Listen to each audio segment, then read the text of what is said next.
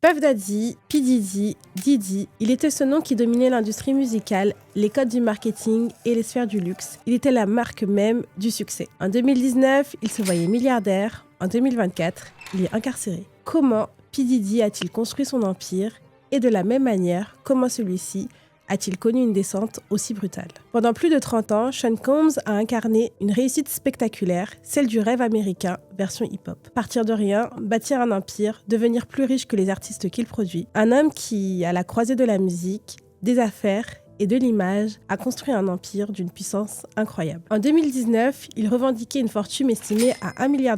Il vivait dans des villas somptueuses. Il était le roi de la scène hip-hop, mais aussi un des plus grands entrepreneurs de son époque. Lui seul semblait capable de transformer chaque projet en or. Mais aujourd'hui, en 2024, l'empire qu'il avait bâti s'est effondré. Accusations de violence sexuelle, poursuites judiciaires, enquête fédérale sur des accusations graves, les marques le lâchent, il perd ses biens et sa gloire par la même occasion. En effet, ce n'est pas simplement la fin d'une carrière, c'est la chute vertigineuse d'un empire d'affaires gigantesque bâti sur des fondations de pouvoir et de contrôle. Et la question n'est plus seulement de savoir comment cela est arrivé, mais combien il a perdu, combien tout cela valait avant l'effondrement. Cette vidéo n'est ni un réquisitoire, ni une défense, c'est le décryptage d'un pouvoir, de la manière dont il s'est construit et de la façon dont il est en train de disparaître. Sean Combs est né le 4 novembre 1969 à New York. Il grandit dans un environnement marqué par l'absence de son père, tué lorsqu'il n'avait que 2 ans. Cette tragédie, cette perte précoce, va forger en lui une volonté de faire, une volonté de réussir à tout prix. Il abandonne l'université Howard en 1990 après seulement 2 ans, là où il se crée déjà une réputation d'organisateur de fêtes démesurée, aimant le contrôle, le réseau et l'argent. La musique arrive presque comme un outil, pas comme une fin. À 19 ans, il devient stagiaire chez Uptown Records. Très vite, il grimpe les échelons et devient directeur artistique. Il signe Jodeci et Mary J. Blige. Il impose une vision, image, marketing, attitude propulsant sa carrière vers de nouveaux sommets. Et ce n'est que le début. Sean Combs commence alors à déranger. Il est jugé brutal, autoritaire, incontrôlable. En 1991, il organise un événement caritatif au City College de New York. La soirée dégénère, une bousculade fait 9 morts, aucune condamnation pénale, mais une tache indélébile et un nom associé à la soirée la plus convoitée de l'année. En 1993, après avoir été renvoyé d'Uptown, il n'a que 23 ans et une certitude monte en lui, il ne travaillera plus jamais pour quelqu'un d'autre. Il fonde alors ce qui va être les fondations de son empire, Bad Boys Records, un label qui va changer à jamais la donne dans l'industrie musicale. Bad Boy devient l'incarnation de son New-Yorkais, du luxe et de l'attitude. C'est là qu'il signe The Notorious Big, un jeune rappeur encore inconnu, mais avec un potentiel énorme. Le succès est immédiat. Ready to Die, l'album de Biggie, est un phénomène et devient un classique jusqu'à aujourd'hui. Bad Boy Records devient ensuite une machine à succès, menant une guerre symbolique avec la côte ouest, Death Row, Tupac.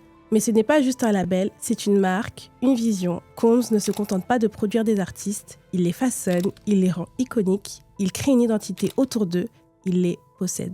En 1997, Sean Combs sort son propre album, No Way Out. 7 fois disque de platine, c'est un succès mondial. Cette même année, Biggie est assassiné, ce qui a d'autant plus élevé le nom de Sean Combs grâce à ses hommages touchants pour la famille du défunt. À la suite de cet événement, il devient l'un des plus grands noms du hip-hop et de la culture pop. À ce moment, son empire se construit vraiment petit à petit et il s'étend bien au-delà de la musique. Les années 2000 sont celles de l'expansion totale. Bad Boys signe Faith Seven, Maze, The Lox, mais de nombreux artistes dénonceront plus tard des contrats déséquilibrés. Les années suivantes, Combs multiplie les investissements et les partenariats. La mode d'abord avec sa marque Sean John qu'il lance en 1998. La ligne de vêtements devient rapidement un phénomène, générant des centaines de millions de dollars de revenus chaque année. À son apogée, Sean John génère jusqu'à 400 millions de dollars de ventes annuelles. Puis, il entre dans le marché de l'alcool avec un partenariat avec Diageo pour promouvoir la vodka Ciroc. Le partenariat transforme Diddy en businessman global. Ciroc devient indissociable de son image et transforme Ciroc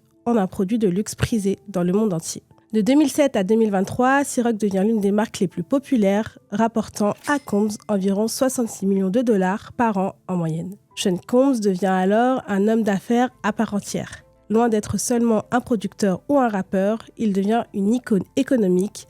Il bâtit un véritable empire. La fortune estimée de P. Diddy atteint son sommet en 2016 lorsque Forbes le place au sommet de son classement des célébrités les mieux payées. Tout semblait possible pour Sean Combs.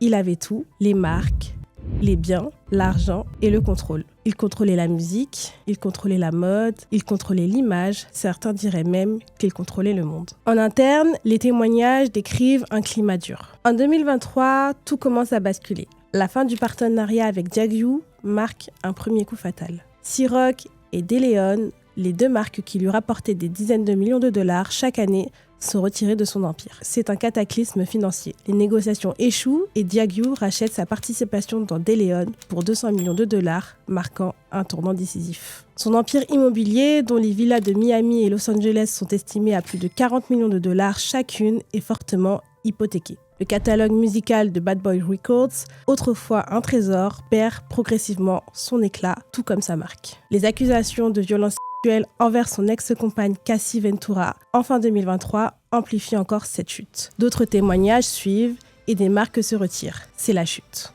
Le 16 septembre 2024, l'imaginable se produit. Sean Combs est inculpé. La nuit suivante, il aurait été reconnu coupable de trafic sexuel et de prostitution et condamné à 4 ans de prison. L'empire qui lui avait permis de se réinventer à chaque étape se délite sous ses pieds. L'argent ne peut plus cacher les blessures. Les milliards d'illusions, les millions accumulés, les marques iconiques, le roi du hip-hop, celui qui a incarné l'américanité au sommet de sa gloire, devient un symbole de la chute brutale. Un empire qui tombe aussi vite qu'il a été bâti. Sean Combs a bâti son empire sur le contrôle, l'image et les alliances stratégiques, mais à un moment, la réalité rattrape même les plus puissants.